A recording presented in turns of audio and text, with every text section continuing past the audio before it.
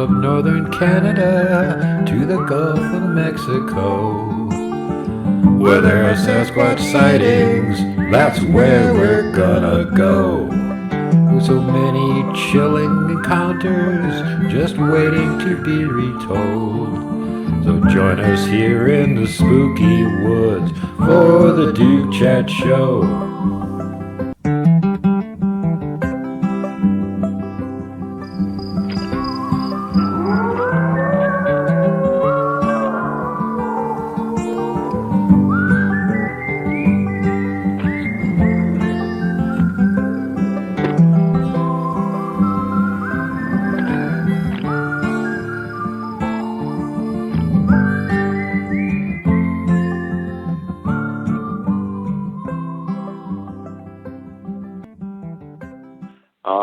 This episode, I am very happy to have a returning guest with me and somebody that really has a bunch of other stuff to talk about, and we sort of did things backwards with this guest and had them on to talk about real specifics before we actually had them tell some basics about their background to give people an idea of where this information is coming from.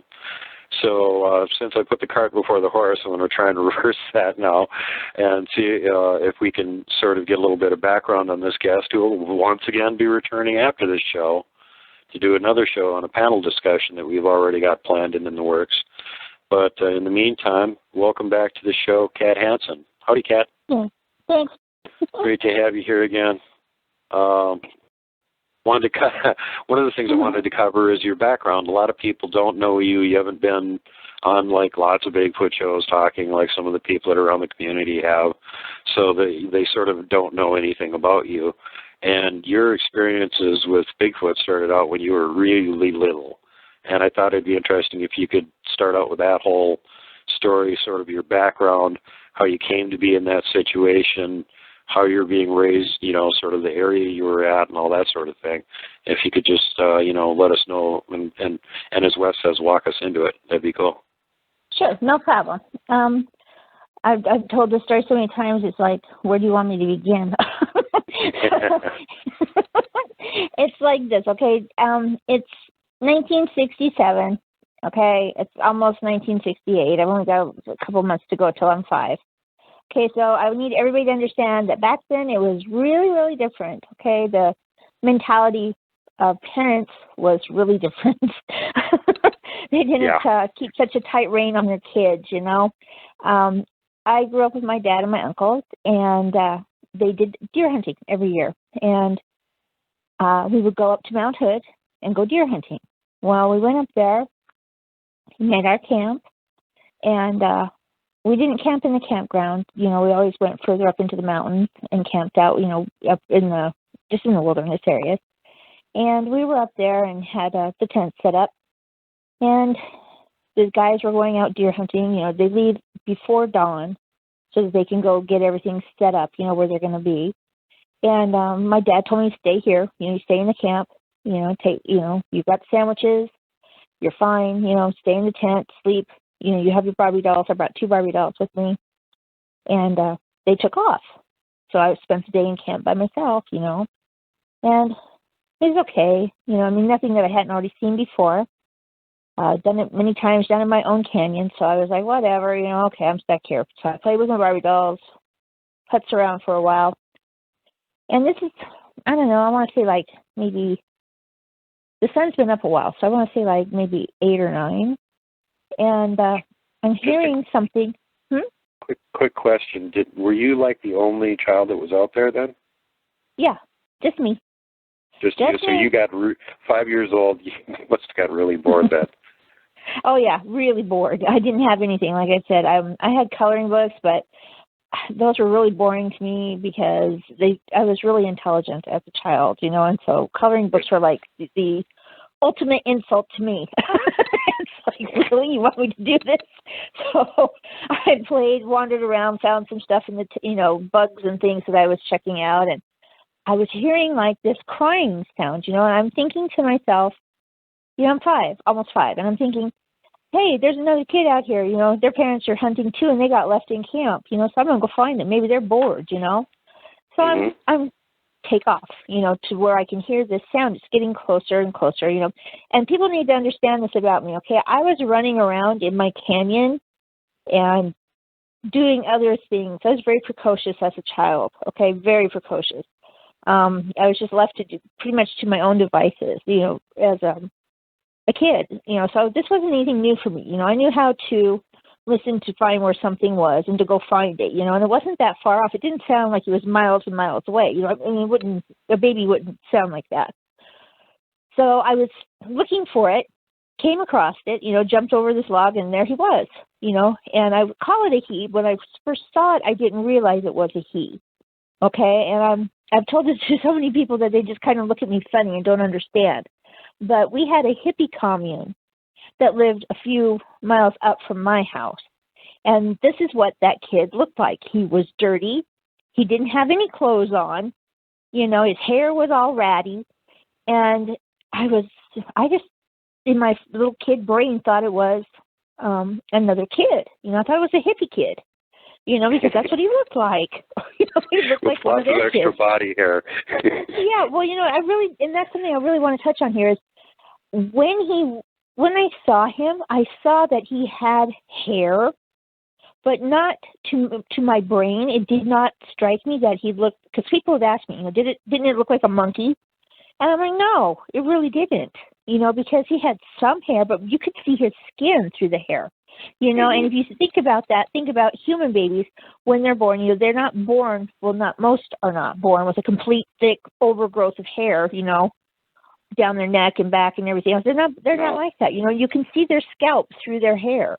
And that's pretty much how he was. Guys especially get hairier as they get older, for sure. Yeah. What color was the kid's skin? Dirty brown. But to me, it was like he needed a bath. Think of it as a kid, when you're a kid and you're playing in mud, and you pull your hands out and you wipe them off, it will dry on you, and you see that stained skin color, from the mud. That's what it looked like. I really thought this was a hippie kid, and so I was like, oh, don't cry. When he saw me, at first he was like scared, but then he wasn't, he was happy to see me. And I just chalked it up to, you did something bad too. You left too, huh? So we were sitting there and he was fascinated. My dad dressed me in overalls. My dad never gave me a dress. Okay. Never. I had overalls, and I had my Barbie dolls in that front pocket on my overalls. And he was fascinated with the Barbie with the long blonde hair. So I took it out and I gave it to him, and I played with the boy, and my boy doll, and we sat there and played Barbie. I would walk it around and just talk away at him and things, because that's what I did as a kid. I was like, oh, I'll make friends with anybody. It doesn't bother me. Mm-hmm. So I talked to him for a while, and he was fascinated with the Barbie doll. He chewed on her. I was like, don't chew on my doll. That's the only one I got. Don't do that, And I kept pulling it out of his mouth, and he was like smelling it, popped the head off a couple different times, and put it back on. Just things that kids do, Yeah. So we played for a little bit, and then, I don't know, he got really weird on me, okay? He stood up, and he started doing almost like little kids do, where they are first learning to jump, how their feet don't really catch up with their body. They kind of move their whole body up, and then the feet will come up. And that's what he was doing. And I was like, what are you doing? And he was making these weird sounds. And he got really excited. And so I was like, wow, okay, maybe, he's got to go pee or something. I don't know. So all of a sudden, he was standing right there, and I was sitting on my butt still. And I don't know. To this day, I really don't know how to explain it. It was like a wall of hair, literally.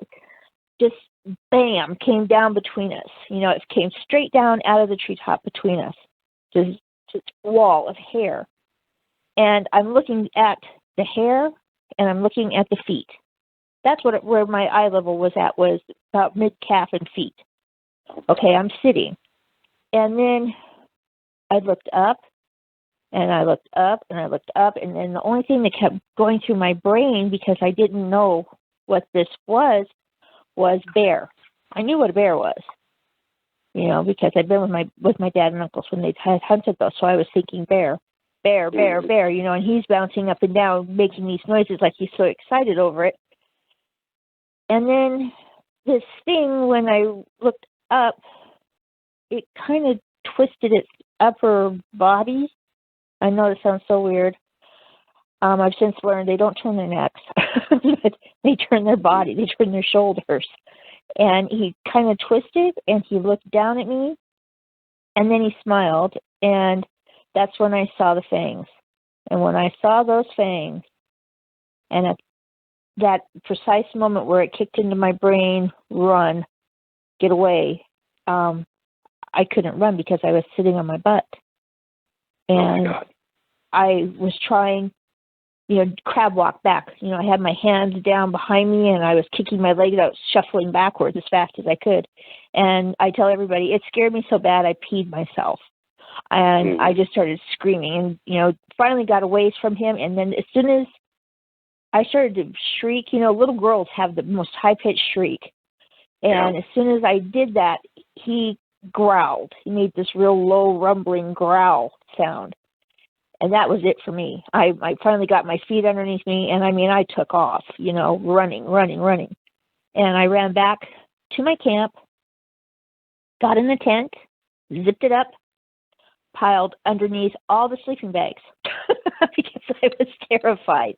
And in my little brain, I'm thinking, if I hide, he can't find me, So I stayed under there. Well, my dad and uncles came back. They got their deer, and they were busy hanging them and things, and really didn't pay much attention to me. And as the day went further on, they realized that I hadn't been out to eat anything, and it's dinner time. My dad finally came into the tent, and he said, "Are you sick? What's the matter with you? Come on, we've called you. Get out here." And I didn't really want to go. It wasn't quite dark. I want to specify that. It's not quite dark. We probably have about an hour until dark. And I finally came out, and I had to tell them what I had done, And I was terrified that I was going to get punished for leaving the camp. That's why I didn't want to tell them. But I also didn't want to be outside that tent because I was scared that he would come back. So I told them, and they kind of got this really funny look on their face, and they were talking back and forth, and my uncles were talking to me and trying to find out what I had seen. And finally my dad said, "Show me." And I knew I was in trouble. And I said, okay. It wasn't that hard to find my trail because I had ripped through the woods, Seriously, I didn't care what was in my way. Shred everything in the way as long as you could shred your way through it. Go. That's it. Blackberry brambles galore. I did not care. I had them in my hair. I didn't care, And when they started following the trail, they realized that there were big, big footprints, and they were like, uh-oh. We got there, they saw it, and they looked around, and my dad looked at me, and he said, "Where did it come from?" Because on the... No tracks leading up to it, just all of a sudden. Yeah, and I kept looking at him, and I really didn't want to tell him that it came out of the trees because I thought he would tell me I was lying because bears don't fall out of trees. My dad told me that big bears like that, when we camp, if a bear ever comes, what are you told to do? Climb the tree. So I was, because it's why it can't kid you, it's too big. So I really didn't want to tell him because I thought he would think I was lying. And I just looked up into this huge cedar tree and I pointed up. And he looked at me and he said, "Where did it come from up there?" And I said, "I don't know, Daddy." I said, "It was up in the tree and it jumped down." He said, "Did it fall down?" I said, "No, it jumped." And he said, "How do you know it jumped?" I said, "Because it landed on its feet and it smiled at me." He just kind of looked at me for a minute and picked me up. He picked me up and he said, we're leaving now. And my uncles were with him and everybody was in agreement. We're leaving now. So it seems like they knew what it was that you ran into. Yeah, they knew. They had a very good idea. And had any of them ever seen one before or anything up to that point? My uncles, legend? No. One of my uncles had seen one, and this is another part of the story that's kind of weird. They grew up down south, so down there, they're used to them. They're everywhere in the swamps, and they're everywhere. And my uncle used to feed them. Oh God, okay. Yeah, my grandma, it used to drive my grandmother nuts. He'd say, "I'm going out to feed them." She's like, "Don't," and he would take all the scraps, that they didn't use for the chickens, and some corn and stuff, and he'd go out and he'd leave them bags, and he would sit there and watch them. He didn't interact with them any other way, other than to watch them. So he kind of, they knew what was going on, and we went home. I was in big trouble. I was grounded, and my Barbie dolls were gone, because I had screwed the Barbie dolls. I ran, and at the time they were expensive. Back then Barbie dolls were $4, and those were my two most expensive dolls that I had. So I was out those. I was very upset, being grounded, being punished, having to go down and feed everybody. The ducks and the pheasants and things was not something I liked doing. So I was told that I was going to be doing that. I'm confined to the house, can't go out to the canyon, lost my dolls. So I'm pretty upset. I'm not near as upset as my dad and uncles are, though. So I'm sit to bed, and I'm like hating life. And the next morning, I get up, and my dad says, "You're up late." He says, "Sun's up. You need to go down and get those chickens and the birds fed." I was like, "Okay, Daddy, I'm going." And I headed out the door, and my house had a veranda, porch, balcony, whatever you want to call it. It's an A-frame house. It has a porch that runs around the entire house. When my dad built it, that's how he built it. And at the end of the front porch are stairs going down. And as I'm stepping down off those stairs, there's a log that my father had cut in half. It's huge, for a bench. You can sit on it. Mm-hmm. And my dolls are sitting there. And I didn't understand. I was just a little kid. All I thought was, "Hey, my dolls are back. Cool." And I go running back home. Yeah, I go running back into the house to tell my dad that my dolls are here, and I'm showing him. And I remember he got the strangest look on his face. He said, "Okay."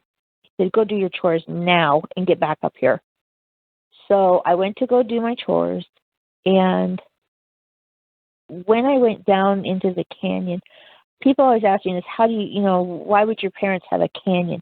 That's what we called it, okay? I had 40 acres to grow up on as a kid, and we had a stream / creek that ran through the bottom of that canyon.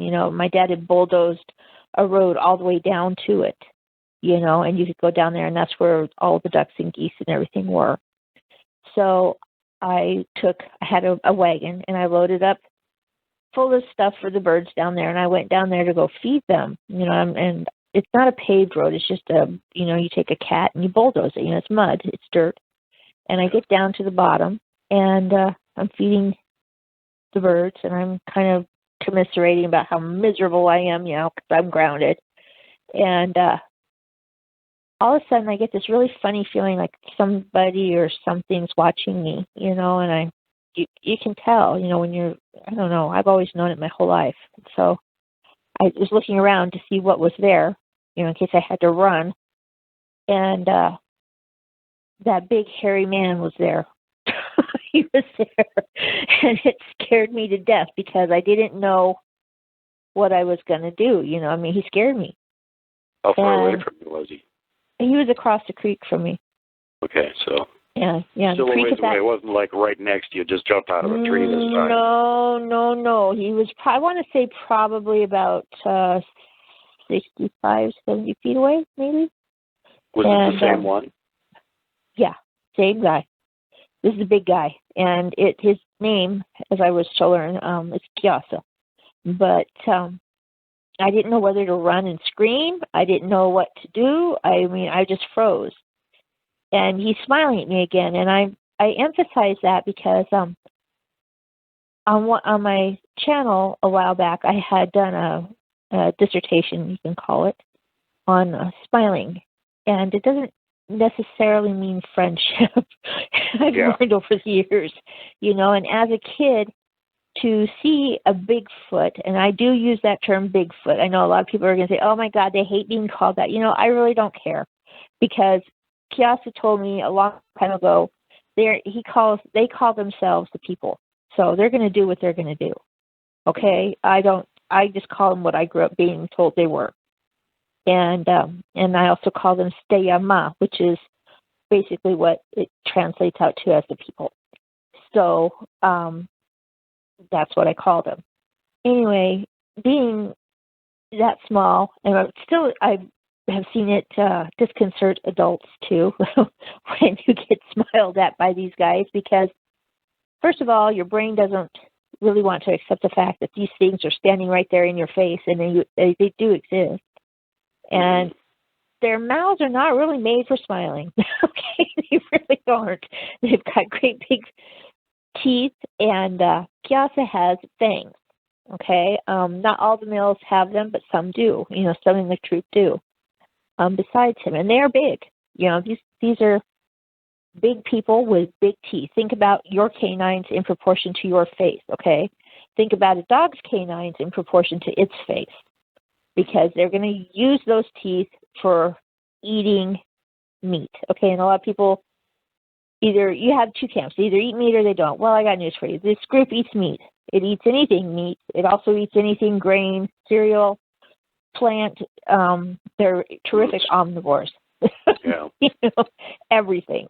So when he was smiling at me, that was the first thing I remember about him, were those fangs.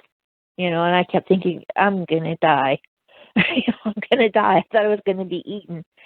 And he reached down, and in Oregon there's blackberry bushes everywhere. And his legs, I couldn't really see about from the waist down. And he bent down with his arm, and that arm came up, and he had, I don't know how to explain it. It's a piece of ripped off bark from a cedar tree.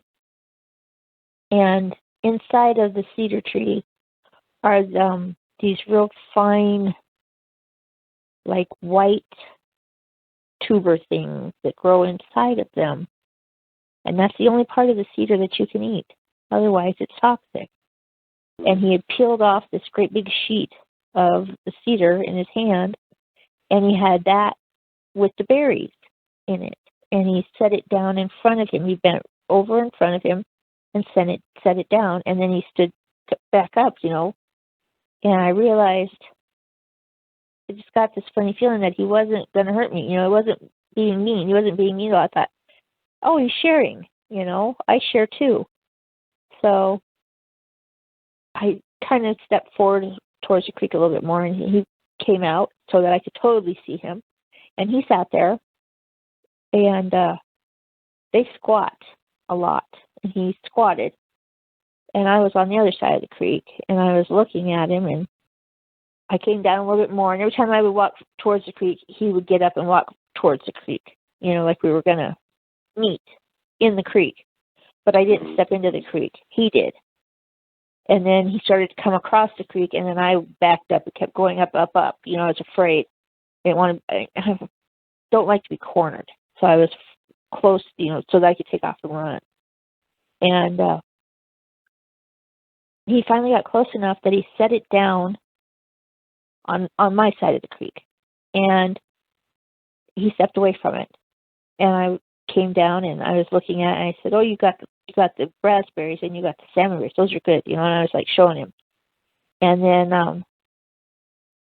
in my wagon for the ducks and the geese, I also had apple peelings, because I always ate apples. I had an orchard further back. And I put those out. I gave him those. And he smelled them, and then he ate them. And I was like, okay, so I can eat the berries then. I get it, And that's how that started. It took him about 2-3 months, and I realized at that point of seeing him every day and interacting with him every day, that there were others of him, you know, and I didn't, because I had never seen them back there before. So I just assumed that they were his, you know, they were his family, you know, and he had moved. It didn't dawn on me until I was like, I don't know, like 8 or 9, that it was a big deal because he had moved his family down to my canyon, you know, and these people were now living in my canyon. Oh, God. Yeah. The power of the Barbie doll. It had tranced the whole family, and they came down. That's it. They came, you know. It's the blonde hair. That's what it was. Well, yeah.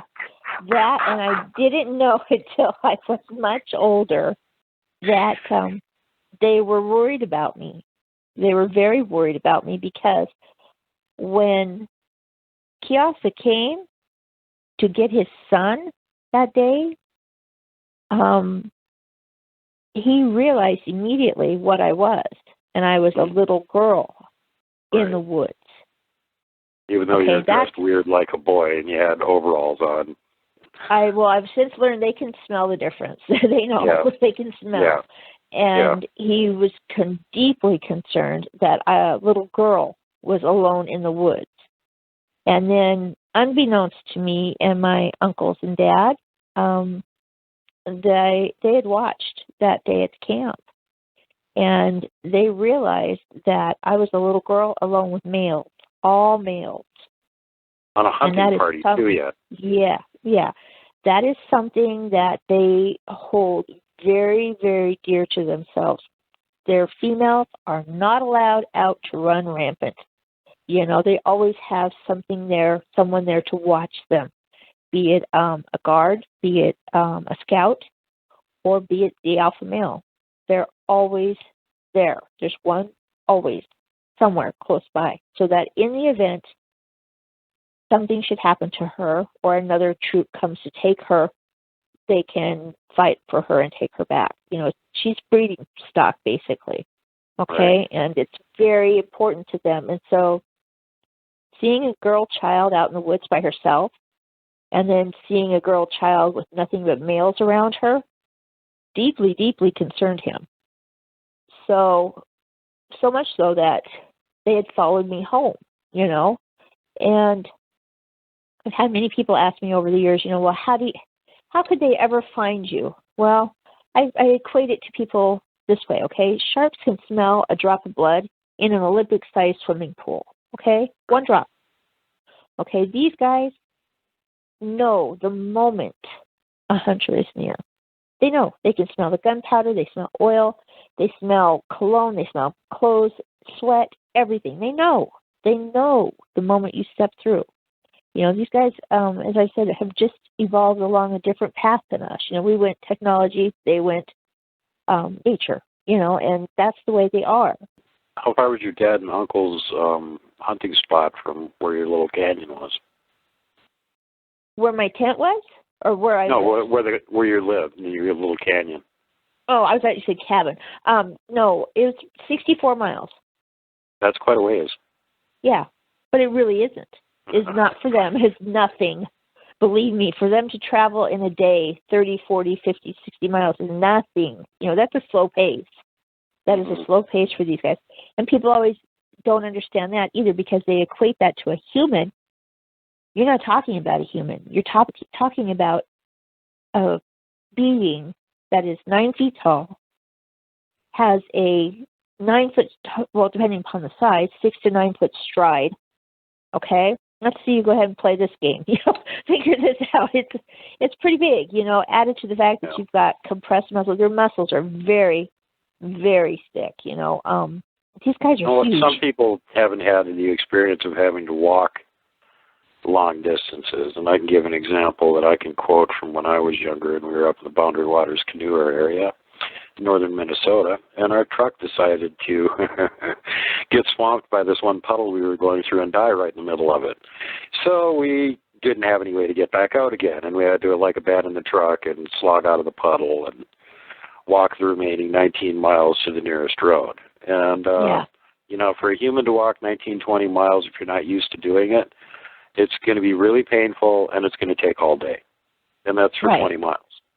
Yep. Exactly. So I didn't realize, and like I said, until much later, that is what concerned them. Now, I'm going to throw into the mix here something that's very strange and a lot of people don't get. Being Native American, my great-grandmother, grandmother, great-aunts were told our tribe did not have an Alikchi. And an Alikchi is someone who is it translates out to soul eater, but that's not what it means. It's a person that understands the body, the human body, and when it's out of whack, we believe that to have the body in control and safe and healthy and sound, you have to have the safe, healthy, sound mind. And so that's pretty much what an Alikchi does. She's able to speak with all, with everyone. She's able to understand and help and communicate. Communicate is a big, big thing about being the Alikchi. And they were told before I was ever born that there would be one. We've been without one for a long time. And they told them that my father, my great-grandmother's grandson, was going to be the one who had the Alikchi, and that would be me. Okay, so I'm little. I don't know this. I don't know nothing about this. The only thing I know about this is that I'm pretty much allowed to do things that other kids aren't allowed. I'm allowed to run free, do what I want.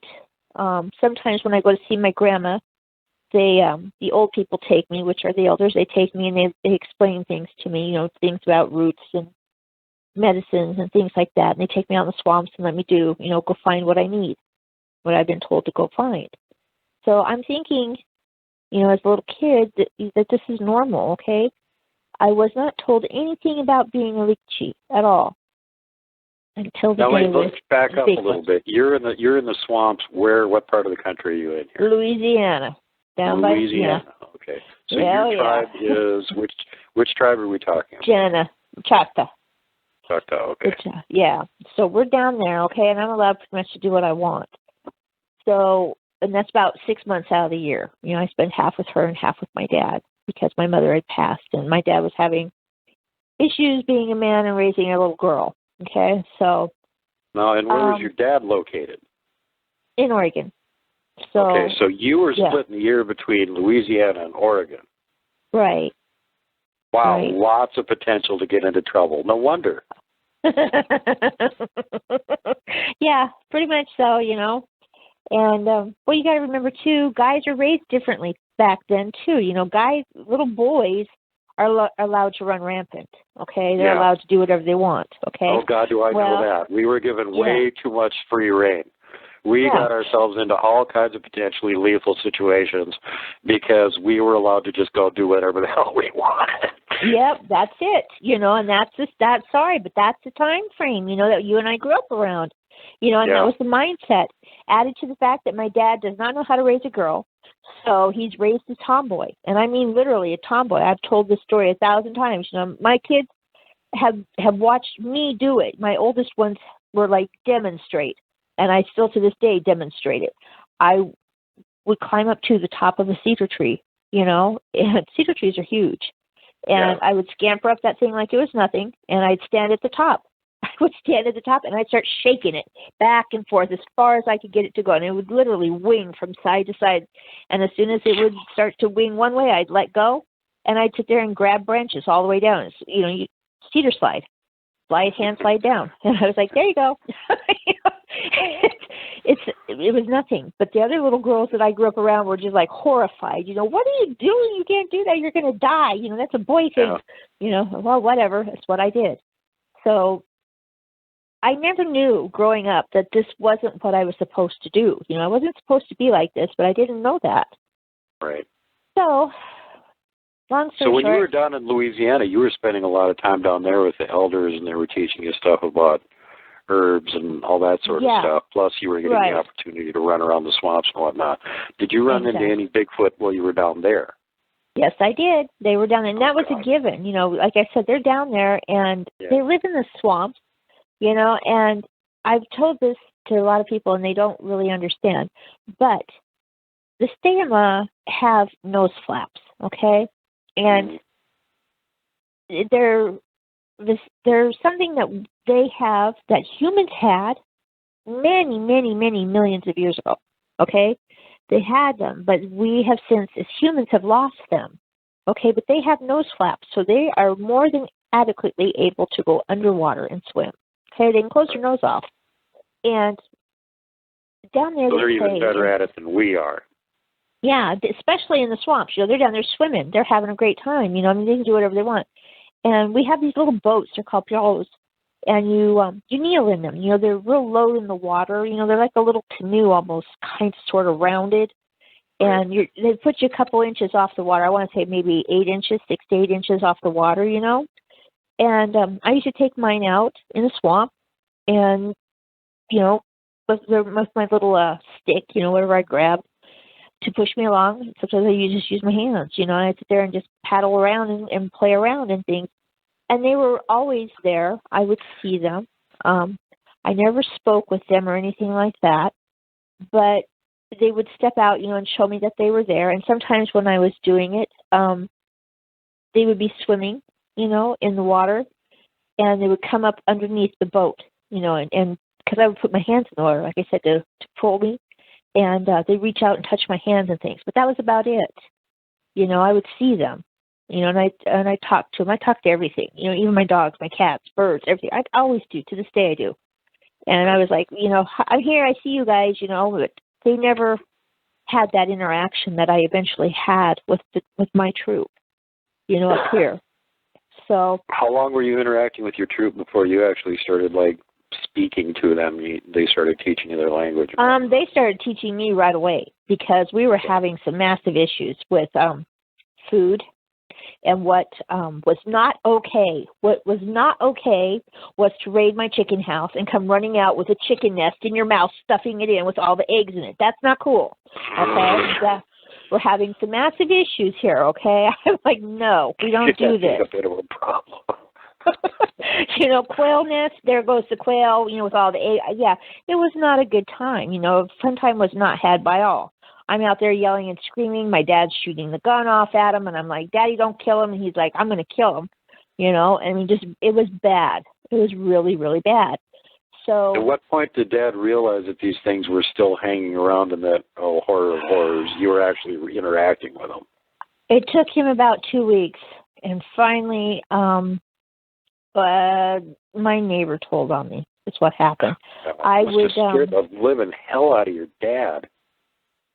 Enough so that he stood at the top of the canyon and threw down 6 sticks of dynamite. Oh, jeez. Yeah. Hucked him over the wall. He was not very happy. He was like, I want it gone.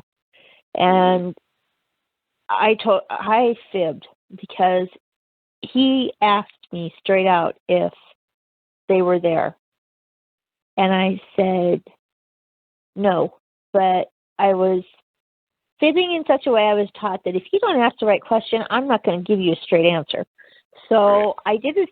They weren't technically there where he pointed. They were further up the canyon.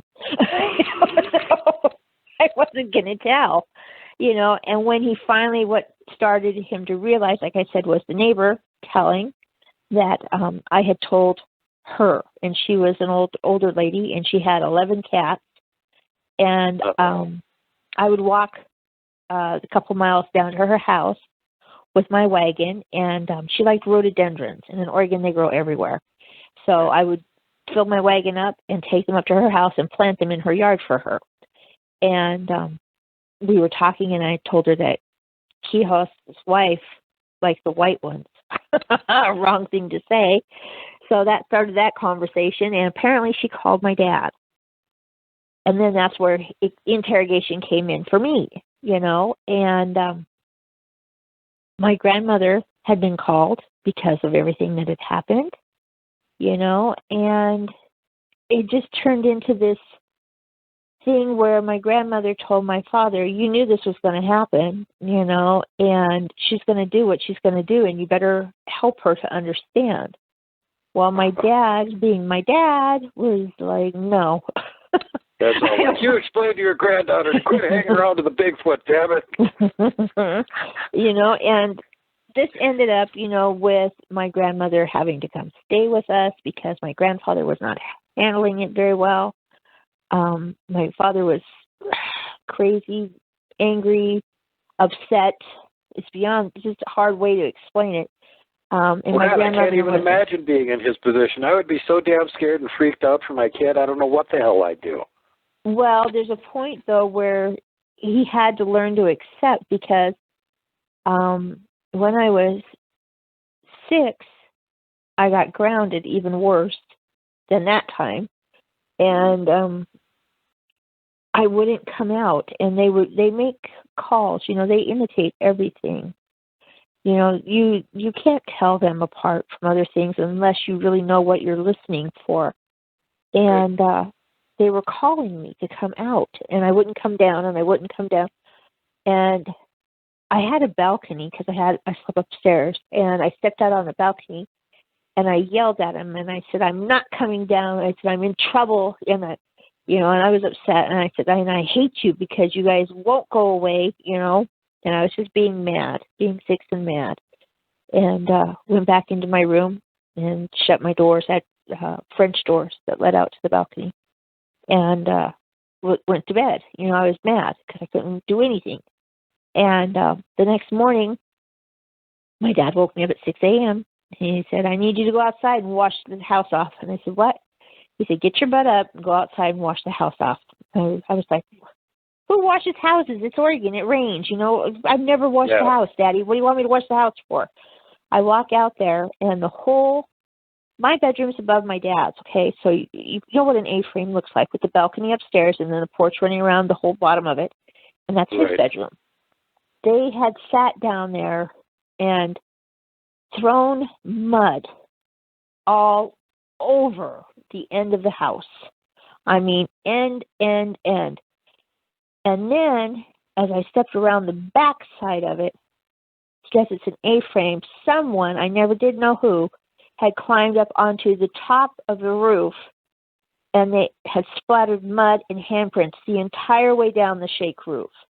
Oh, so I had to stand out there and wash all that off with the hose, and I was just like furious, didn't understand what was going on, and by then my dad realized, she's going to do, she needs to be allowed to do because that's what our people believe.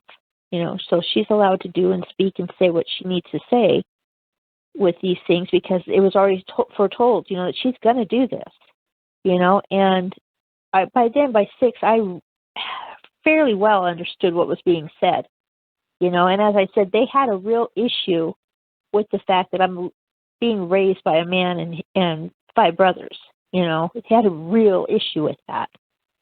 So Kiyosa's females down there, his wife, I always call them wives, they don't marry like we do. They do have, they're monogamous that way to a certain extent. And his wife and the other females that were in the tribe, when I would come down, they'd let me see Kiyosa, for a little bit. But then they would come get me, and they'd shoo me away from him, and we'd sit down and they would do things, they collect salt rocks, people think salt comes out of a carton, but where it does, it's in rock form, and it is natural. And they would collect salt rocks, and they would wash them off, and then they would hand them out, and they'd sit there and eat them and things. I'd never eaten a rock before. I had no idea. Eat a rock. It was like first time for something, and so I did, and I realized that it was salt. I mean, they would do things. The females were collectors. They would collect things, but the males are the ones that would hunt. So they would be gone and they would go do things that the males do, and we always had two, because if it was all the females and everybody was gone hunting, we would always have the two males that would stay, and oversee what we were doing. And, we'd go get berries. Sometimes they would go into the stream and they'd get the little crawdads, I don't know if anybody knows what those are. They get those. And they just showed me things, I had to learn little bit by little bit what all was going on, and you pick it up because they also have a sign language with it, So you pick up what they're showing you, when they show you to eat, and put it in their mouth and then they pull it back out and then they say the word and give you the sign language for it, As a child, children pick up language really easy. Right. Really, really easy, and to these females, it was their job to take care of me, basically, they saw it as a way, I guess, to make sure that nothing bad was happening to me, right. by the men. So when I would come down, they would automatically, the moment I would come down, I would see Kiasa, and they would always stand off to the back so that they were there. And then they would come over and immediately they would start touching me, check my head, check my hair, check my arms. They were just things I didn't realize until I was much older. They were checking for broken bones, bite marks, things that males of that species would do to someone, right. to another.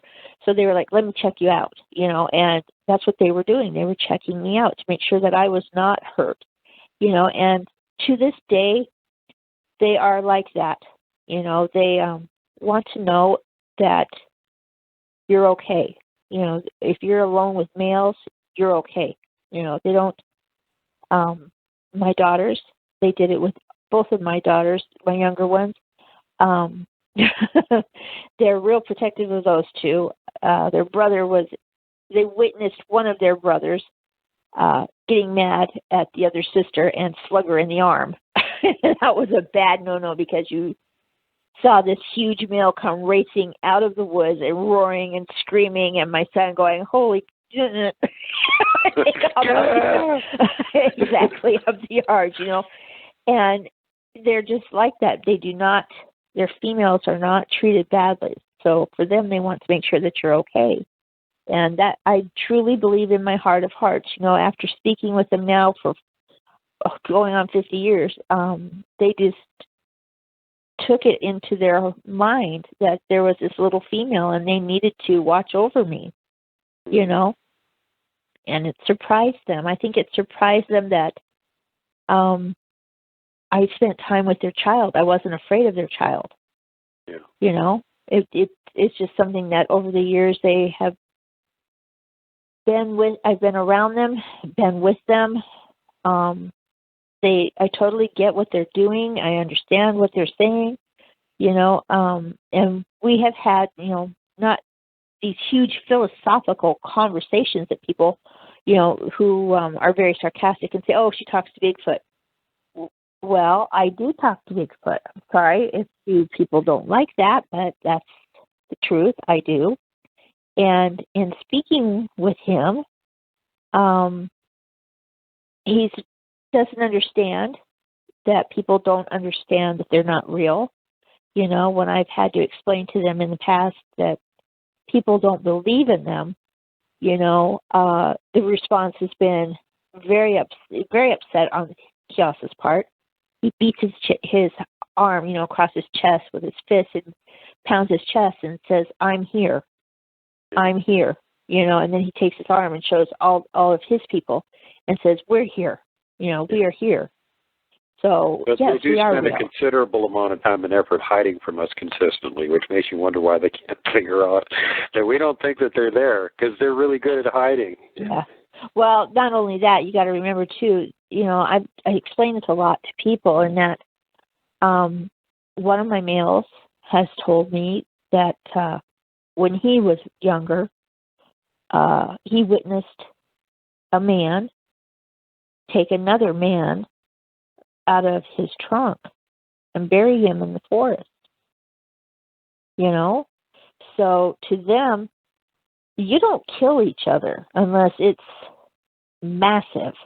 You know, you can beat the hell out of each other, but they don't kill unless there's some transgression that's really, really, really, really bad. You know, and I've told this story before in that there was one member when I was younger, I called him Stinky. And he didn't have a female, and he was really belligerent, very strong, real big guy. And he was constantly undermining. Okay, there we go. Yeah, he was undermining Kyosa. And the males wrestle, you know. They do this thing where it's like a game, you know. They'll what do you call it? You wrestle and then you pick one up and you throw it down over your shoulder. You flip them, you know. And they do this, and it's a form of exercise, competition, whatever you want to call it. They think it's funny, you know. It's just these big guys out there wrestling and pushing and shoving and flipping each other. You know, I think it's to burn off steam. I really do. And Stinky. This is kind of scary to me, considering that Kevin actually taught Glag how to do Aikido. I can only imagine what a Sasquatch later did with that skill. And here's Kevin having no clue that that's what they normally do, is wrestle around with each other. Oh, let's teach this young, you know, super powerful Sasquatch how to flip an elephant. Sure, he'll never be able to use that skill at all. Oh, my God. Oh, yes, he will. He gave him a good skill because it's something that they do. All of them do it. You know? That's kind of why we're both leaning toward, well, you know, he might have taken over his own troop at some point. What was you teaching him how to do a straight kick and a straight punch and then how to flip things? He's a little bit more skilled in the competition. That's funny. I'm sorry, but it is. Oh, my God. I know. The first time he told me that, I'm picturing a Sasquatch stopping a Mack truck by punching it in the front, going, what were you thinking teaching him that? But again, he's a teenager, and he's like, well, my brothers are beating me up, and somebody was beating him up, and so I wanted him to know how to defend himself. So, I mean, it's all perfectly logical. You don't think about the long-term effect of this. Then that's the way they are, you know. And, I mean, these guys would do this, you know, and I would sit on the rocks. You know, we had these big boulders down by the stream, and they were doing this wrestling thing down on the beach to the stream. You know, it's kind of sandy, rough, sandy pea gravel stuff, and they're down there flipping each other in and out, you know, and sometimes they'd flip them in the water and knock each other down, and I was up there just watching, spying on them, you know, and because I wasn't supposed to be with the males. And Stinky had been being a real butthead for like a long time. You know, as a kid, I remember it seemed like forever to me that he'd been a butthead, okay? And he just didn't do what he was supposed to do. You know, I mean, Kyosa would tell him to do stuff and he wouldn't do it. He'd get attitude. He'd pick up logs, you know, and throw them at him, you know. And I mean, it was obvious now as an adult, I realized that he was challenging him. But back then, I didn't realize that. And they'd had this wrestling match before, you know, and this time, the last time, Stinky did these things where he was biting. He actually drew blood, and you're not supposed to do that, you know. And it was just, I knew as a kid that he was bad and to stay away from him. He's dangerous. So I was watching the guys, you know, down there wrestling, and then Stinky came, and it was like it all changed. It wasn't fun anymore. It was serious, you know, and he was pushing and slapping and trying to hurt others, you know, whenever he would wrestle with them. And it was dangerous. You could tell, you just know, you know, as a kid, you could feel what danger is, you know, and I felt like I better hide even more. I mean, I didn't feel like I was safe back behind the rocks watching them, you know, so I made sure they did not know I was there. I mean, I was scared to death. And I was too afraid to run because it just turned into like this whole bad scenario. And he pushed Kyosa in the chest, and Kyosa pushed back. And then they were wrestling, and then all of a sudden, Kiyosa had him over like he's going to flip him, but he was backwards. You know, like, I don't know how to explain it. His face was not facing Kiyosa's shoulder. It was facing out, you know, back to back. They were back to back. But Kiyosa had his arm around his neck. And he kind of twisted. And when he twisted, he threw him over his hip and shoulder area. You know, I mean, it happened so fast. And I remember I heard this huge, it sounded like a tree branch breaking. And it was his neck. He snapped his neck that quick. And then he stood up, and you could see where he had blood on his arms and things from where he'd been bit. And then the next thing I know, Kiyosa had him by his hair and was dragging the body off across the creek through the woods. And that was the last time I ever saw Stinky. That was the very last time. Did you ever find out what they did to the body?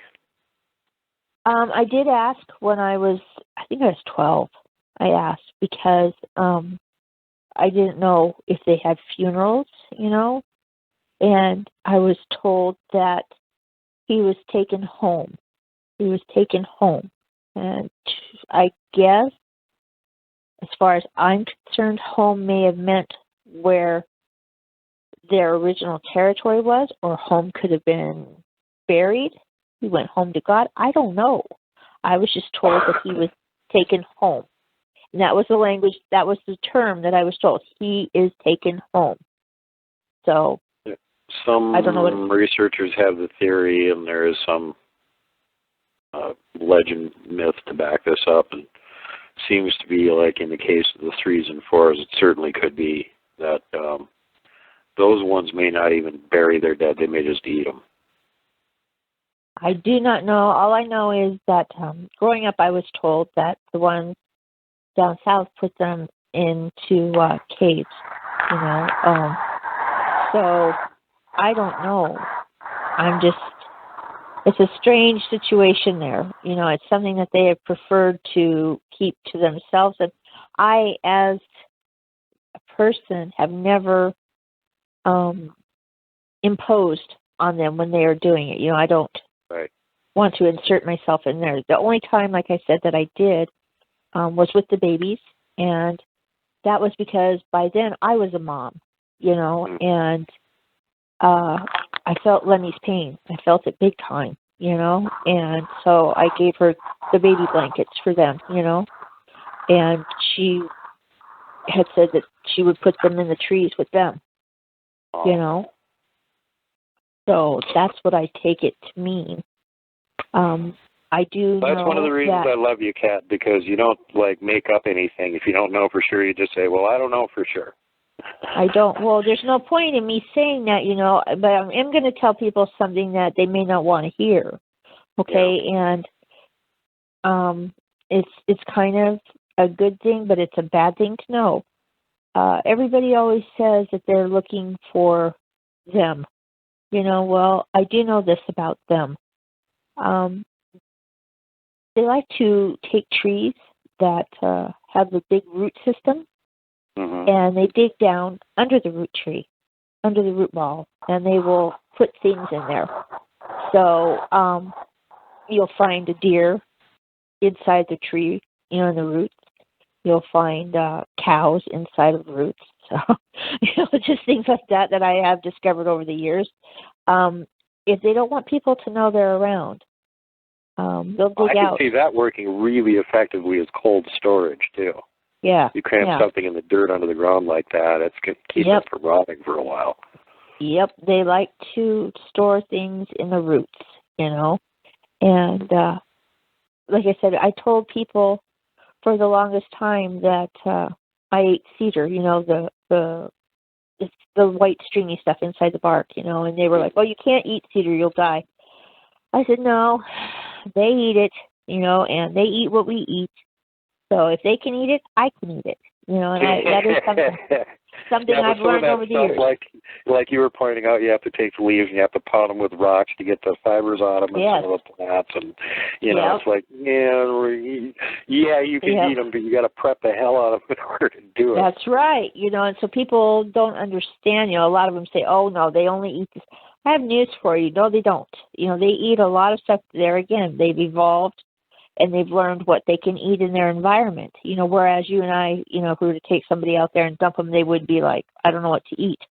You know, these guys have figured out to eat certain things, to counteract it with, you know, other chemicals, other ways, you know, like, for instance, the skunk cabbage was a good one, you know, where I had seen them do it for years, you know, and my biology teacher in college, I finally told him, I said, you know, you guys all say this stuff is inedible, but they, you know, I've seen creatures eat this. And he's like, what creature? I said, well, look, you have to pound it, you know, and take it and smush it with a rock and then slide the rock, you know, like you're sliding a tube of toothpaste. I said, but if you do that, you know, you break up, it was my biology teacher told me, you know, if you do that, you break up the crystalline structure that's in it that actually causes, you know, the gut ache and makes it hard for humans, you know, will kill a human. He said, but if you do that, he goes, yeah, you could eat it. And I said, well, there you go. That's why they do it. Thank you. You know, so thank you for telling me. To me, it'd be like grinding up fiberglass with a couple of rocks and making it a powder. Yeah, you know, and they can consume it that way. You know, these guys have so much that they've learned to do, you know, that it's almost scary, you know, if you didn't understand, you know, and if you allowed yourself to be scared by them, by the thoughts of what they can do, it is scary, you know. I mean, I tell people this all the time. We've made the perfect environment for them, you know.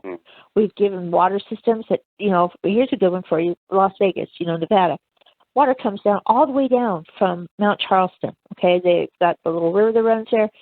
Streams turns off into streams. They've taken it through aqueducts. They bring it right through the city of Las Vegas, clear out past Henderson, okay? And in the middle of all of this, they've got it feeding a bird sanctuary.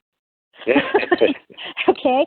So I get a call one day because I lived in Nevada at the time, outside of Las Vegas. And I get a call from the bird sanctuary telling me, can you come in and talk to us? And I said, sure, no problem. I go in. And what I go into is every coyote, okay, along the trail through the bird sanctuary, they have these little buttons that you would push, you know, and it would tell you about the animals in the area. You know, it's for the little kids. And every picture they had of a coyote had been destroyed. I mean, these are tin signs, you know, aluminum signs.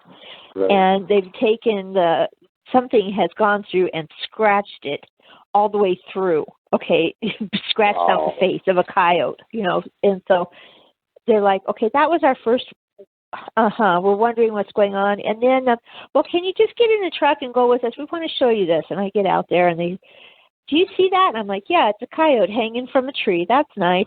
And they're like, any ideas what this could be? Because somebody said that your Bigfoot don't like coyotes. I said, that's pretty much what's going on here. And yeah, they're down here because why? Oh, yeah, you guys have made this perfect. I have said, have you noticed any depopulation going on? Well, now that you mention it, the ducks are being eaten. You know, we've found a couple feet. We found a couple bills. And we thought it was the coyotes at first, but no, we've kind of found those up in the trees. And there's some really weird stuff going on down here. Do you mind coming down and looking? And I was like, no, I'll sit down here and figure it out for you. And that's exactly what it was. They had a couple of stigma that had trooped through the desert and found perfect sanctuary, you know, for them.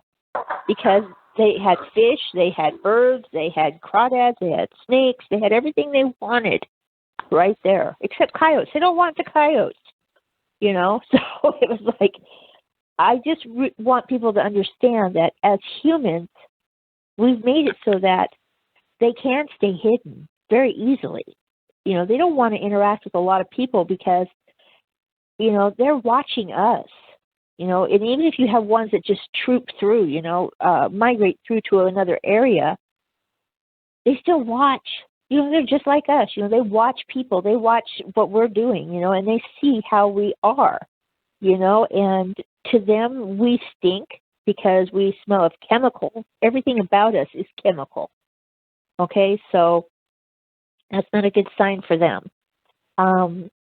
They see how we, live, and we have animals around us, and we have people around us, and we're in noisy machines and these things. To them, automobiles are just chemical. They don't understand why we like those. Growing up, I told the story of how not growing up, excuse me, I was already an adult by then. Kios is sitting on the side of the canyon wall, that leads down to the freeway, highway, and now it's a freeway, but back then it was a highway. And he would get down there and he would sit halfway down, hide behind a tree, and he would shift gears. He would listen to the logging trucks coming by, and how they downshift, or upshift going up.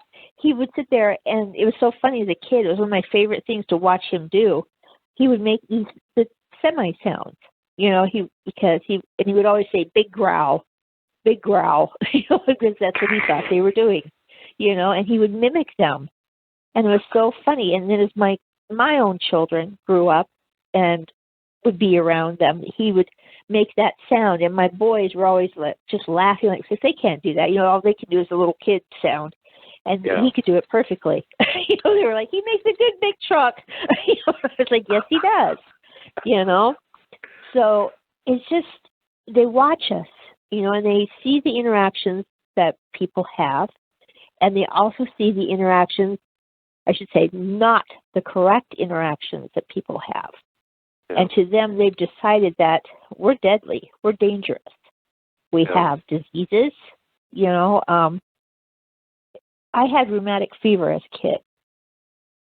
And when I was over it, I had lost a lot of weight. I was already very skinny as a kid, and this just about killed me.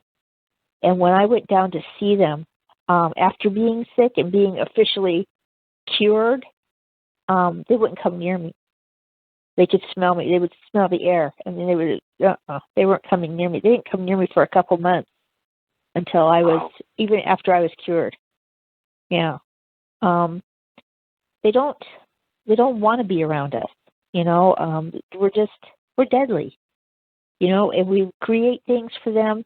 In some stances, we create things that are helpful, but in other terms, we deforest, we sell off plots of property that they live on, and we're always expanding. So to them, we're dangerous, So they don't want us around in the respect that they're afraid that we're going to teach their children, hurt their women, and just in general be dangerous to them. So that's the reason that I understand that they stay hidden the way that they do. We're weird and inscrutable. It makes sense to me. Yeah, we are. And I liken it to, I tell people, if you don't believe that they're out there, just remember that you can always go online and look up a book. It's called Ishii, Ishai. And it's about the last Native American of a tribe that lived in California. And he lived on the outskirts of California, downtown LA. He lived on the outskirts of it. And they never knew he was there until he finally decided that he was going to come forward as an old man and step out and tell them about it. That's pretty messed up. So you had people that they didn't believe were there. And they had been there the whole time until he was the very last one. So. Yep. Speaking of dangerous things, the last time we had you on the show, we started talking about the stick Indians, and you started talking about the face eaters for a second, which we weren't on that subject, and we kind of switched back to stick Indians. And we never got to hear the rest of the story about you watching the troop of face eaters across the valley. And for those that are listening, this would be type 3s, Gugwees. Yeah, they're not nice. Yeah, can you share the rest of that story with us now? Yeah, I can. My group pretty much moves with me. They may not move at the exact moment that I move, but they will show up eventually. And I really don't know why. I can only guess, and as I'm not a researcher. Okay, I'm not. Just a person who lives with them. And I believe that my group is able to do some form of telepathy. I don't know how they do it, how or why they do it, but they can. Call it for a super enhanced form of intuitiveness, maybe. But they really do.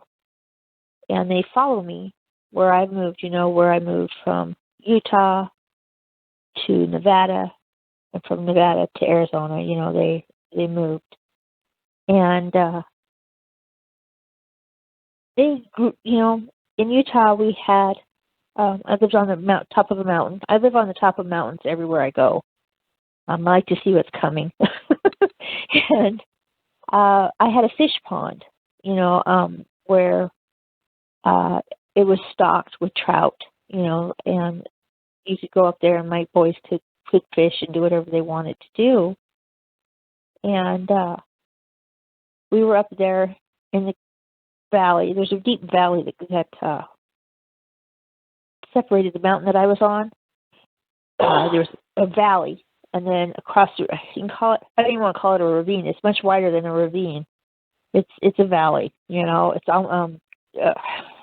I don't know. I want to say like half a mile, maybe a mile across. It's where it V's down, Right. And we were sitting on a ledge there, and we had collected a bunch. The group had collected a bunch of fish, and they had some crab apples that were growing there again from a tree that was almost dead. It was late fall, and they were just kind of gathering stuff in to keep the stores going until they move again. They move and they come and they go. They don't stay stationary. They just don't. And we were sitting there. I was there with them, and my daughter and my two sons had done the fishing. And we were across that ravine, crevasse, valley thing, and looking out across, you could see movement across, and I was like, what is that? Is that sheep, cougar? What is it? Because it was really strange. It would show up white, then it would show up brown, then it would show up white. So I didn't know what it was. And my eyesight isn't like theirs at all. And he also gave the danger sign, and he held up his hand, and as soon as he held up that hand, everything stopped, everything. And I thought, what is he seeing? I didn't associate what he was seeing across the canyon. I thought he was seeing something below, below us. And all of a sudden, he motioned everybody down, so they all get down. And when they get down flat. They can walk on their hands, okay? They all dropped. That was just it. Sitting position to dropping, and standing to drop. So I'm on my stomach. I've got my kids on their stomachs. So I'm like, what's coming up the canyon? What's going on? So I didn't get it. So about that time, I realized that there was still movement over there. But now there's more movement. And now I'm trying to see what it is to see around them, because the males are all standing in front of us now. So you have to peek between their legs. You have to look around and see, because the males will fight. That's what they are. They will fight. That is the best way to explain it to anybody, is that is what they are. They are fighting. So they're standing there in their stance, and they're not dropping. But the females and kids and me and my kids are dropped. And I realize now that what they were seeing was a whole bunch of movement across the way. And I'm looking through his legs, and I see what I think are other steyama across the way. And I'm thinking to myself, this is wrong. Why would they be so hostile? Why would they think other stayama are dangerous? They've never acted like that before when they've come across them, you know? And then something stood up across the way, and up, and up. And I realized that it was bigger, fatter around than a stayama, and that it had it's not a cape. I say cape, but it's not. It's the only way to describe it is their skins, you know, animal skins that they put holes through for their arms. Right. You know, and not sometimes it's not both arms. It's just one arm. Right. You told us about the one you ran into out here near Bridger, Montana, that had part of a bear's, well, probably a whole bear skin that was using for a one-arm wool vest sort of thing. Right, yeah. So this thing, though, had, I assume, because I don't know, because I wasn't there, all I can say is I assume, to make it real, to understand it in my brain, I figured that it's just a cow skin that he had. Right. Okay, because there was white. And that's the only animal I know that's white, has the possibility of being white out there, you know, I mean, in the forest is a dairy cow, you know. So I don't know what it was, but he had the skin on and he stood up. And you could see, when he stood up, I realized that's not a Bigfoot. Those over there, what I've been seeing this entire time, moving on the side of that hill over there, are face eaters.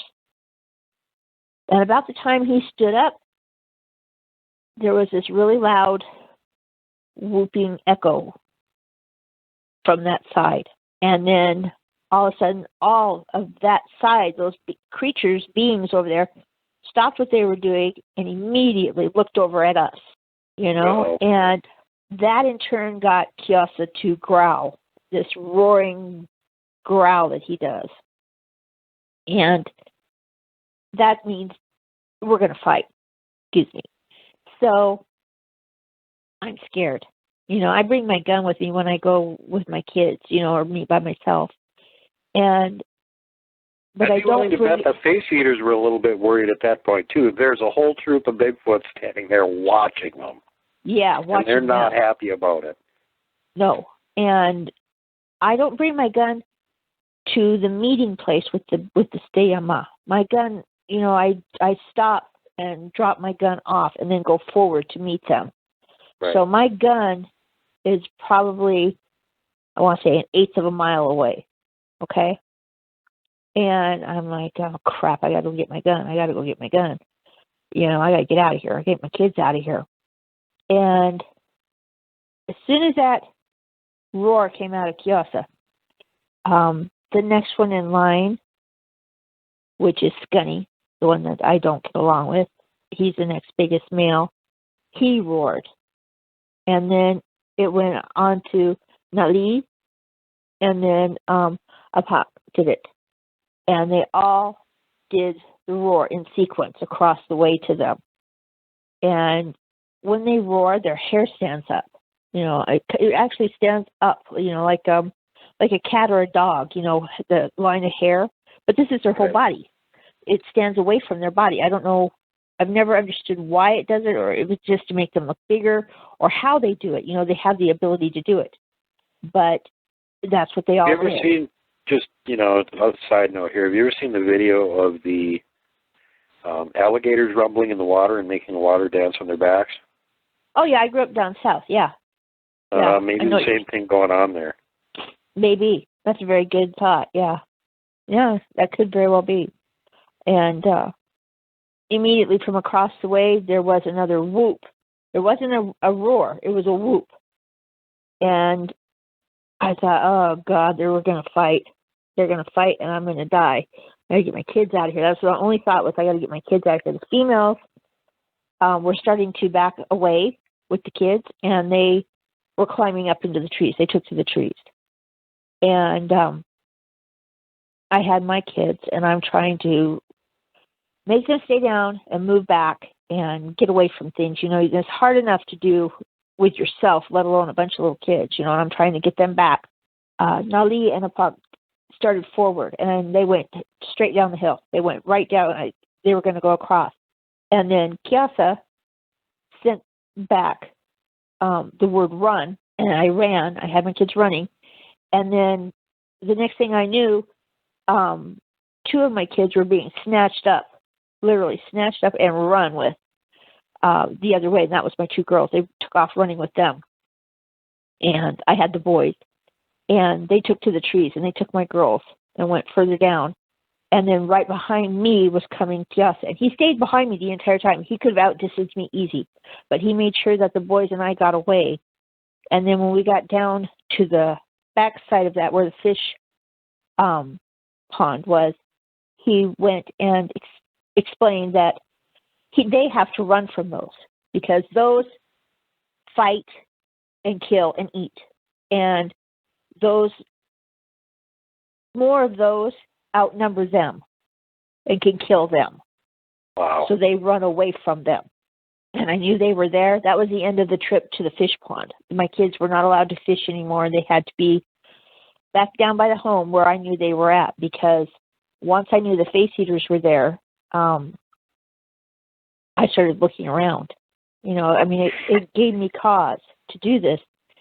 And I had felt safe there, and I didn't think I had to look around, And then what I discovered was really disconcerting, because going down, it was just a man-made road, dirt-rutted road that we had taken with 4x4s up to the fish pond. And then overgrown off to the left was like an old overgrown dirt track, And I was like, one day, I don't know why I went down that way. I'd never been down it. And I said, well, I'll just go that way. I'm looking around. I'm curious. I want to know what else is here. How far over? Do they come onto my property? Do I need to be concerned here? Do I really need to be concerned? Yeah. And I got back there, and it was probably about the size of two houses put together, was an entire, little cul-de-sac. And that's exactly the way to explain it. It was the road dead-ended right there. This track dead-ended into it. It was all rock and big, huge rocks and trees. And it was the size of two houses, and it was full of dead sheep bones, dead sheep skulls, dead sheep feet. I had, there was some elk in there, because I had elk that came down into my yard. They were there. They were all in various stages. Some had been there, obviously, years and years and years, to very brand new. And I asked Jossa, I said, is this you? And he said, because I didn't know they would do that. I'd never seen that on my property growing up. And he said, no, that's them, the others. And I was like, oh my God. So now nobody goes back there. Nobody. You stay right down around my house, which is 1.5 acres. You're right there by my house. And it was terrifying to know that they were up there and talking to neighbors on, up the mountain. You have neighbors spread out, and speaking with them as time went by. Their sheep were missing, their dogs were missing, things were missing, and I knew it wasn't my group doing it. No, the Guggies are eating them. Yeah, they're eating them. And it was a scary time for me, because I really, I had a gun in the garage, I had a gun out in the shed, I had a gun in the barn. It's like I had guns everywhere, because I was not going to play games with these things, and nobody was allowed out after dark. Nobody's allowed out before sunrise. I have to take kids to the bus stop. So it's like en masse, huddling them all into the Suburban, because I don't want them, I don't want anything coming at them. So it was not a good time for me at all with them. And I learned real quick what they were and what they were about. They're not. What did the members of the Kios and the other members of the group tell you about them? They are, they call those eaters of the dead. So, and they eat everything dead. Okay, that means so like we were talking about at the beginning of the show, probably including their own fallen. Yeah, and they eat, a big thing with them is carrion. Okay. Steama do not eat carrion. Okay, they don't. I mean, if it's old, don't get me wrong, they'll eat roadkill if it's fresh. Right. Okay, but not old, rotting roadkill. No, and these guys will. They'll eat whatever, whatever. And I need people to understand that. When I say whatever, it is vile. I do know that they, like I said, they'll eat their own. They'll eat, they'll come down to the garbage cans, dumpsters around places on the edges of cities, eat those. I had someone in Idaho tell me that they were coming down to a rendering plant. They render Yeah, I the bet skins. that would draw them in. What a stank. Yeah, they were coming there and eating. And he knew because he had several pictures of them. He was like, do you see? And I was like, oh, my God. I said, please don't interact with those. Because he said, these aren't Bigfoot, are they? I was like, no, not at all. Not at all. So those are what we use the technical term monster to describe. Mm-hmm. Yeah, those are ones that I'm scared of. I will shoot it. Yeah, those are for real monsters. Well, what ended up happening with that situation then? Did those damn things ever leave the area, or how was that all resolved? Well, they were going, as I figured it out later, because I'd never seen them before, Right. and they were traveling around that side to the other side of the mountain, over around the bend, which there was another city there. It was very small. I can't even call it a city. I call it a town. There was a town there. And I was like, oh, my God, they're on the other side of the mountain. They've moved to that side of the mountain. Let them stay over there on that side of the mountain, Right. until going into town, I do go to that small town over there, and I'm looking around, and I'm talking to people over there, and they're like, God, we got Bigfoot all of a sudden coming down, and one of my neighbor's dogs, he watched two of them rip it in half and carry it off, and I'm like, I know what that is.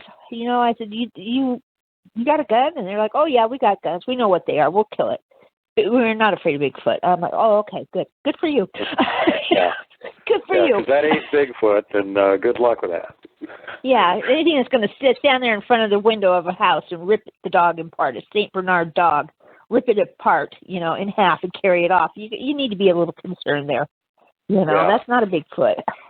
No, and your little AR-15 isn't going to stop it either. It's just going to tickle it and piss it off. That's the one. If you have need of weapons like that, you need to come see me because I'll show you some extremely hot loads to make. Yeah, at least go up to at least a 308. Don't even bother piddling around with anything smaller than that. If it hasn't got a 4 at the beginning of it, it's probably too small. That's it. That's exactly it. And if you're going to use a 4, make sure you aim for the eyeball, okay? Put it in the brain. Yeah, no kidding, right? Yeah, don't let it plink off the forehead. They're sloped and super thick, and it won't work. Jesus, what a horrible situation. So the damn things finally moved to the other side of the mountain. That must have been a big relief, not only for you, but for your Bigfoot trip, too. It was for me.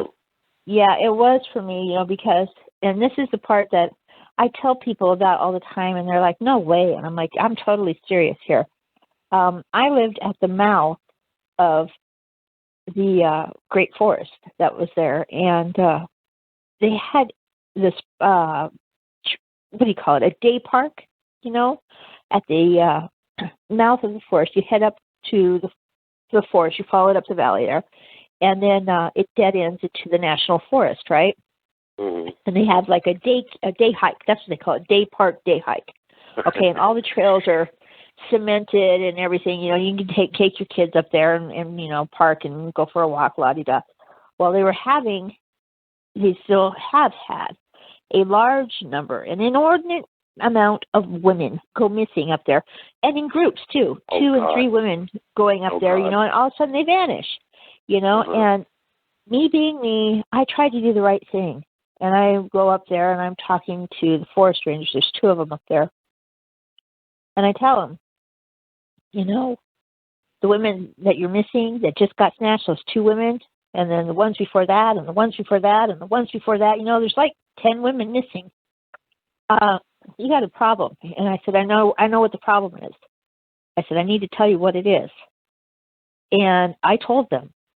And they literally made me wait there for a state trooper to come so that he could give me a breathalyzer test.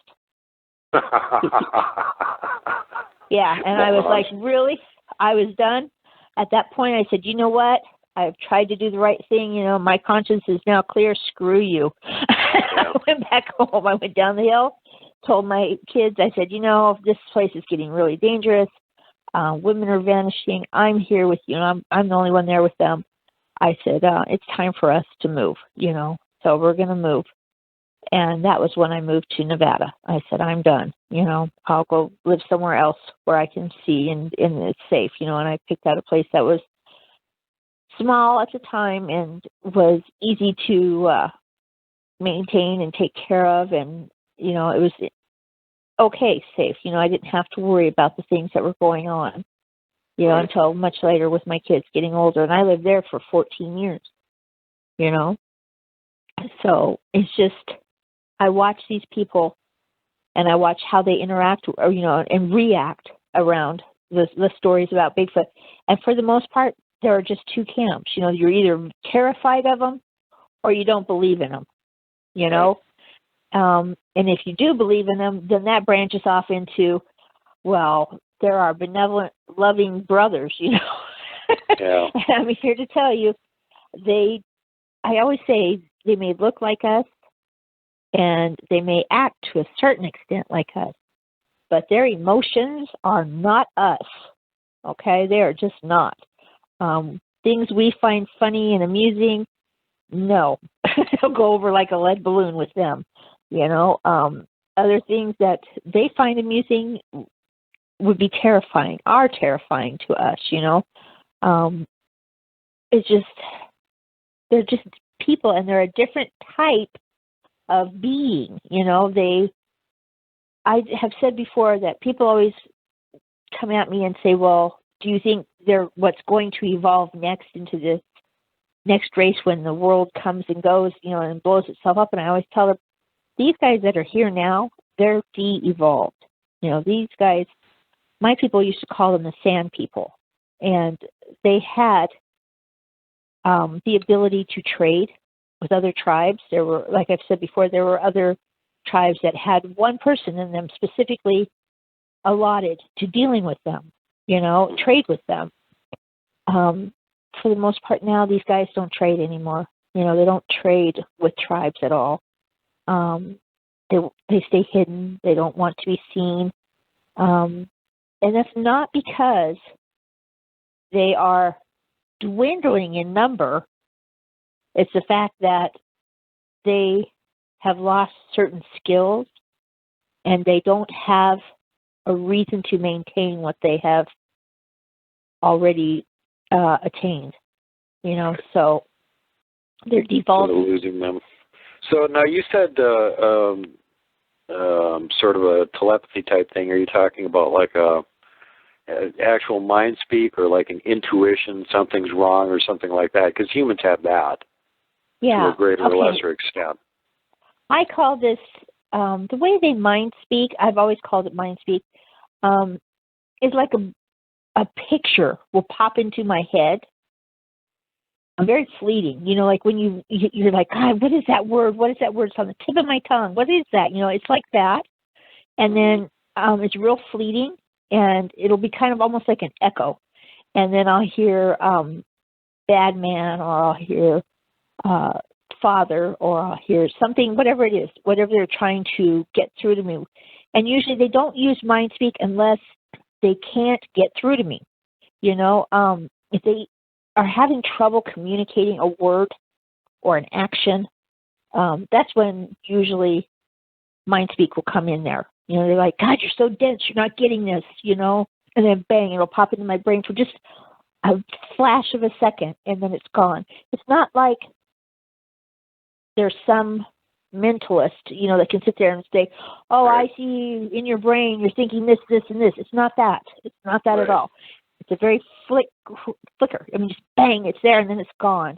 And I mean, if you don't get it right in there. It's not like a conversation. It's like they're sending you an image or something.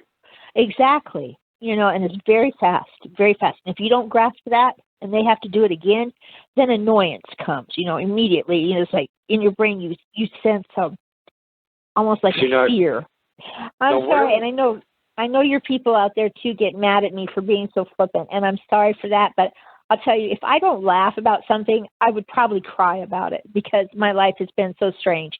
And people always say, well, you talk about this and aren't you happy you talk? You know what? If I didn't talk about it, I would go nuts. And the only reason that I do talk about it is because I made a promise to someone that I would talk about it. Because when he was dying, he said, these people think they know everything about them and they know nothing.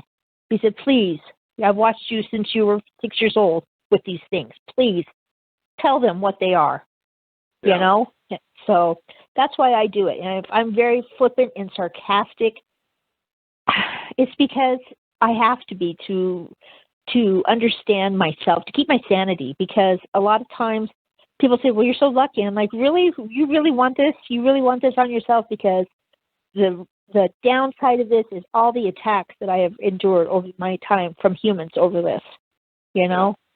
It sucks. So I ask everybody out there to please forgive me for being flippant and sarcastic. I apologize, but it's my easiest way of dealing with stuff. You got nothing to apologize for. I get to stand in the apology line in front of you because, let's face it, I'm just a smart ass, and I have a gallows sense of humor, and I use it constantly. And, if people can't stand that, then they're probably not listening to the show anyway. So I don't think really that you have that much to apologize for. You're kind of dealing with an audience here that probably likes your sense of humor because they can put up with mine. So you're way further down on the annoyance scale than I am as far as that goes. So I wouldn't worry about it too much, Kat. And, that's just par for the course, folks. If you're going to, if you stare into the abyss long enough, it starts staring back into you. If you go and fight monsters, you got to be careful that you don't turn into a monster. And one of the ways to deal with the stress of having to deal with these things and knowing that they're real is having a sense of humor about it, because otherwise you'll just freak the hell out. I mean, some of this stuff is just so creepy and weird. The only way you can deal with it on a realistic basis is to just kind of poke fun at it, because otherwise it's just too damn weird and scary. A lot of this stuff is really scary. Yeah, it's terrifying. It really is, because these things, most people have like a 7-8 foot tall ceiling in their house. Yeah. Go look at your ceiling, okay? That's how tall these guys are. Okay. That's just the average ones. The bigger ones get bigger than that, and they're 4 or 5 feet across the shoulders. Yeah. These things are huge. My hand, literally, I can take my hand and hold Kios's thumb, okay? So we're talking, it's big, okay? It's big. It's terrifying. It's just like handing them a watermelon. That's a really good one there. When I take watermelon up to them, I take watermelons, and they eat them like grapes, okay? They pop the whole thing in the mouth. Okay, so we're talking seriously here. Do they have a word for watermelon? Yeah, they do. They do, and it's just a simple, basic word. It's oche. Oche. And it just means, oche means delicious pink. Kind of. Yeah, so that's what it's going to mean. Close to delicious pink. Well, I can understand. Some of the words they use, you're kind of like guessing at what it means exactly. You just see the context they use it in all the time. Right. It could mean yummy or something. Right. It could, yummy. Yeah, it could very well mean that, Pumpkins. Here's a good one. My neighbors here, where I live now, are like, why do you keep buying pumpkins? I see you in your truck, and you just keep taking sacks, these big bags of pumpkins. What are you doing? I don't see them around your house. I'm like, I'm taking them up to the mountain, and then my other neighbor who lives down the way came down to my house, and he knocked on the door, and he says, I think I found your pumpkins. He goes, there's a whole line of them up in the mountains. He goes, but they've been stomped or something. He says, and some of them, all that's left are the stems. I know, I tried to get them with stems. They don't like the stems, huh? He's like, something was eating those. He goes, we don't have bears. I'm like, yeah, I know. Somebody don't live pumpkins. Yeah, we're making our own great pumpkin patch. That's a great pumpkin can rise out of. That's what we're up to, yeah. Well, we tried that, when my kids were younger, to grow pumpkins, and my daughter was very upset because they kept getting stolen. They kept getting eaten. And I said, okay, Mari, we'll do it this way. We'll make you a pumpkin patch and then them a pumpkin patch. It didn't work. It did not work because they were like, the one pumpkin patch is not big enough. We need that one too. Sorry. Grow bigger pumpkin patches, humans. Darn it. Yeah, they like pumpkins, and that's why I'm saying they eat anything. People need to understand these guys eat anything, I mean, I almost feel like, I went to school in archaeology, but my first major was ichthyology, the study of fish. And I used to sit there and I would think, God, we autopsy sharks and we pull out license plates and we pull out, screwdrivers and hammers and things out of these things. I wonder if that's what you would find in a Bigfoot stomach. Because, boy, they sure have eaten a lot of weird stuff in my life. Yeah. That's the truth. They eat everything. You think about it, if they're that big and they're omnivores and they know what they can eat in their environment, they're probably walking around cramming something in their face most of the time. They're always, and the babies are the worst because babies eat everything. I have watched them. I never knew slugs were edible as a kid. I never knew slugs were edible growing up. I always used to just throw them at my neighbor across the way that I hated, chase her around with a slug and throw it on her. I didn't know that they ate them. I was like, because when I told my dad, I said, did you know you can eat slugs? He goes, don't eat those. I said, okay, Daddy, I won't eat those, but did you know you could know, I said, okay. Who knew? Who knew you could eat slugs, growing up? Who knew you could eat a leech? Didn't know that, Yeah. Who knows? So I found out they eat everything. Believe me when I say they eat everything. Who knows? Bigfoot knows. That's who knows. Bigfoot knows. That's right. He's not only into beef jerky, I promise. No. Yeah, that's only a life-saving measure at best. When you're fleeing from Bigfoot and you want to slow him down, you throw a whole handful of Jack Link's beef jerky over your shoulder. Yeah, there you go. To stop and eat while you're running away. That's what it's for, I figure, anyway. That's part of your self-protection kit if you're out there Bigfooting. Your sticks of beef jerky you can whip over your shoulder as you're fleeing wildly. Slow Bigfoot down a little bit. How do I get it out of this plastic stuff? I'll just eat all of it. Just eat it all. I will make you laugh, though, because you understand me better than most. Growing up, I had a playhouse that my dad kept all of his survivalist meals in, the C rations, K rations, all that crap. Right. And I tried as a child to see if they would eat those. You just add water, right? You're supposed to be able to eat them and just add water and eat them. Those are the one things that they wouldn't eat. Well, they agree with the troops then too. No, this is not edible. No, yeah, right. Enjoy all that, military veterans, because these are things that can eat like rocks and slugs, and they think military meals are inedible. So you absolutely have somebody backing you up on that. That's an expert in what's edible and what isn't. I still remember I sat there and it was so funny because etiquette between them, it's not usually etiquette, okay? If they don't like something, they usually spit it out and just away it goes, right? This was spat out and then very calmly. What would fall into that category? Yeah, yeah, exactly. And he spit it out and he very casually just kind of used his hand. He was sitting on his butt and he used his hand and he just very casually pushed it away from him. And then he kind of flipped the dirt over it and went, ugh. I went, oh, okay. I don't like that either. It's not very good, is it? No, the military has been getting that same sort of review for decades now. It's kind of bizarre. Not usually for Bigfoot, though. Exactly, I'm like, there you go. So, of course, growing up, I went home and told Dad, you know what, Dad, the tuna casserole, they don't like that. It's yucky. Okay, the chicken stuff, he's like, Catherine, quit eating those. Those are for when the world goes. I said, Daddy, if Bigfoot won't eat it, nobody will eat it. Okay. Yeah. Just because the world ended doesn't mean we should suffer, Dad. Even Bigfoot won't eat that stuff. You don't have to worry about them raiding your food supply, Dad. They're not going to want to eat it. No, the only thing they want in my food supply in there is my bag of marshmallows all the time that you say I'm not supposed to have. It's marshmallows. That's it. Oh. Well, have you heard any of the ongoing show that I've been doing with Kevin here about his interaction with Glag over the 5 years that they were hanging out? You got any comments on that? Because I know he's a fan of yours, and he's really interested in talking to you at some point. I feel very, very sad for him. You know that, because he lost a friend. And I just feel horrible for him, you know, to not be able to continue that, because I always say I am my brother's keeper, and I consider these guys my brothers. I really do. And it's very disturbing to me that he has no more contact with him. I can only imagine what that would be like, you know, really. Like losing your best friend. Yeah.